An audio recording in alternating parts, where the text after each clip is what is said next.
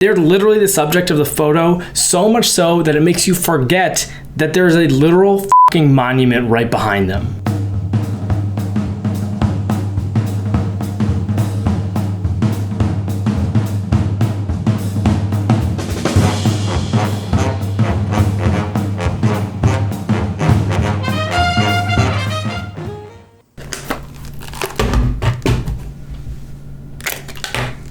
Here are my first two rolls on the Yashica Mat 124G. What a beautiful camera. Found it at World of Photography here in Columbus in excellent condition, and I had it CLA'd to make sure it was perfect because I plan to shoot this for a very long time. But here are my first two rolls. I'm only going to talk about a few of them in depth. They came out so good and are just such a wonderful reminder of why I wanted to go back to shooting a TLR in the first place.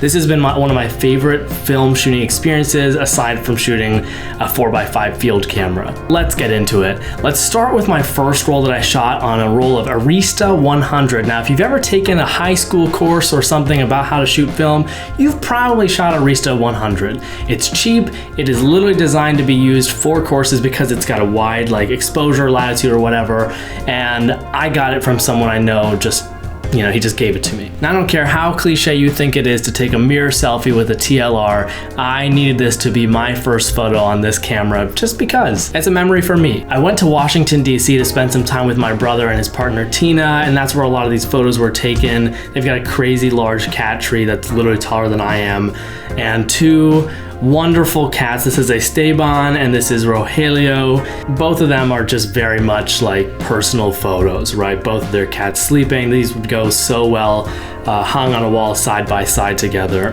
This is one of my favorites, hands down. This is Tina, and we walked into a place called Crepe Away because I was craving crepes that morning. And I love this because the only part of this photo that even reaches close to black is her hair. And when you zoom in too, I mean, it's pretty dang sharp. Like, her hair is sharp, the stripes on her shirt are sharp. This would make for an excellent large print.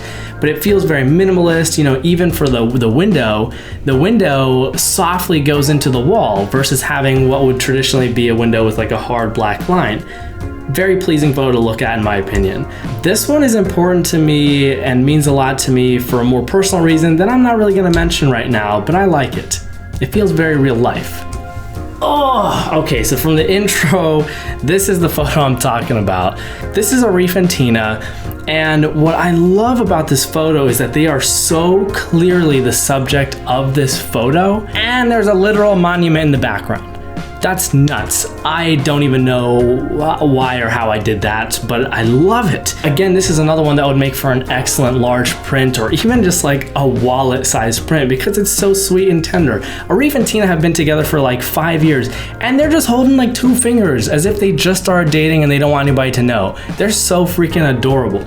They're not even in focus. Like, there was a little bit of motion blur, and the focus was what I set to be the monument, right? You can see it's pretty sharp. But still, it feels like Arif and Tina are the subject of that photo, and there's so much information here being in square format that we could fit them in there and a monument. This one's pretty standard. What I like about this is that if this photo were to be found 50 years from now and someone was trying to figure out the date of it, I mean, the scooter, the scooter's a dead giveaway. Like, people's clothing is probably a giveaway in this one as well. But the scooter, oh my God, it's so funny in my opinion. Had to take a photo of the Metro. Another good one of Arif and Tina. This is, nothing exceptional, I don't think, but it's kind of just a nice photo of them doing something very ordinary. Very grainy, super underexposed. Let's get into my first color roll on this camera, shot on Portra 400. I like how a lot of these came out, but I think the black and white roll was more my favorite. By the way, the guy who CLA'd my camera said that he put a test battery into it and that the light meter is actually pretty accurate. I haven't gotten the battery for it yet, but I'm excited at the fact that it works and is pretty accurate. That's kind of nice. Like, I don't mind you pulling out my phone and using an app to figure out what settings to use. I also don't mind using my old Weston Master 2. I just, have to set it to one stop overexpose so that it gives me the right reading. But it's nice to have the option of a built-in camera meter. I started shooting the roll of Portra 400 while I was in DC and finished it here in Columbus during the 36 hours that I took away from my phone and the internet If you're interested in seeing that vlog, it is long, but it's pretty awesome. I'll put that up here. Of course, I had to go into the median of traffic to get this awesome photo of the Capitol building. They happen to live really close to it, so it was kind of neat. This is so DC because it's like kind of dirty, but also there's the Capitol building.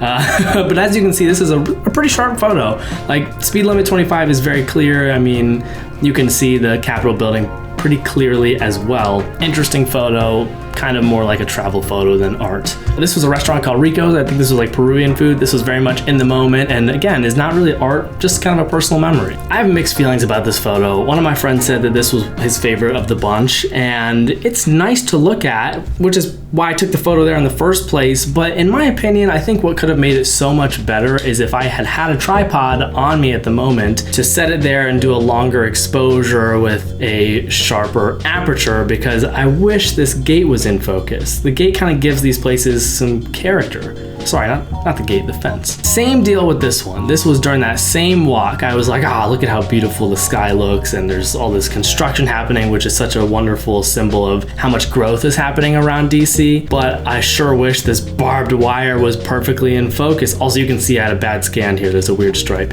Anyway, let's ignore that. You can see it's out of focus. It would have been so much better if it was in focus, and if I'd taken a little bit more time to compose it better. I don't know, it's all right. It's pretty to look at first, but not the best photo. This is an interesting one in my opinion because this has a personal significance. This was very early in the morning, like 6 a.m. that morning that I did the 36 hours without phone or internet. It's out of focus, or I don't know if it was like camera blur or what, but you can see here, it's a little bit out of focus. You can tell the roof has its texture, but the colors are pretty to look at, and again, it has a significance to me. I actually printed it out and hung it up on the wall, which is usually my indicator that I really love a photo.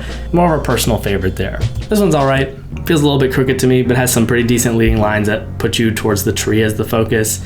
I don't know. My new field camera. Haven't made a video about it yet, but that's coming up real soon. That morning I took 6 shots on Portra 400 on this camera, and oh my god, I just love the experience. Being able to use tilt to get everything in focus, the rapidly changing colors of the early morning, and just a beautiful park. Those photos, assuming they were, they all came out correctly, are gonna be insane. Nick. I love Nick. There's actually, if you can tell here, there was a light placed out of the frame that's lighting him. This definitely didn't come out how I thought it would. I definitely underexposed it, and the light wasn't as bright as I thought it was gonna be, but it's kind of nice anyway. And again, it's a personal reminder of that awesome morning we had. Oh, this is so good. I love this one so much just because of the latitude of the film. If there was ever an example of just how much latitude and exposure that film can capture, especially Portra 400, this has got to be it, because there's no black in this photo. This is not black. This is dark blue. And it's really sharp too. Like, you can count this, you can practically count the stitches on the freaking chair.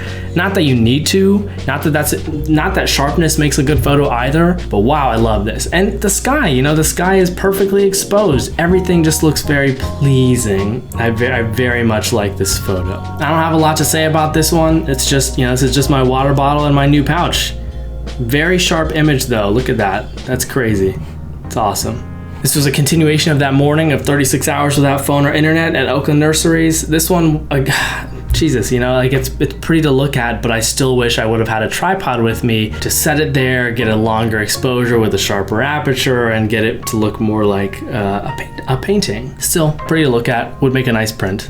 And this was the last photo out of these first 2 rolls that I've shot. I like this because the top is so clearly like a stripe of green, and you've got this stripe of sort of like white / brightness, a stripe of brown, and then whatever's down here.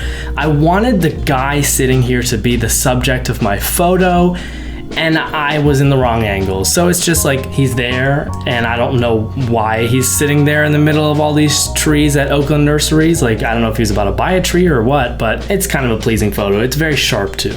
So that's it. That's my first 2 rolls on the Yashica Mat 124G.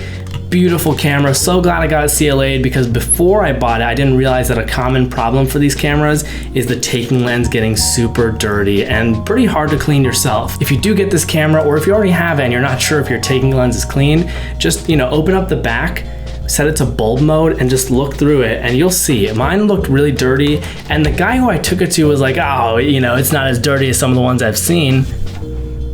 I was like, Jesus, this is like really dirty. What are you talking about? So that's something to be aware of. If you're in a store and you see it, check that. Maybe they'll reduce the price after seeing how dirty the lens is. And again, you can't just wipe that down. You have to get it actually CLA'd. And that's expensive. I hope you enjoyed seeing my first 2 rolls on the Yashica Mat 124G. Let me know what your favorite one was, and be on the lookout for more photos on this camera in the future on this channel. See you in the next video.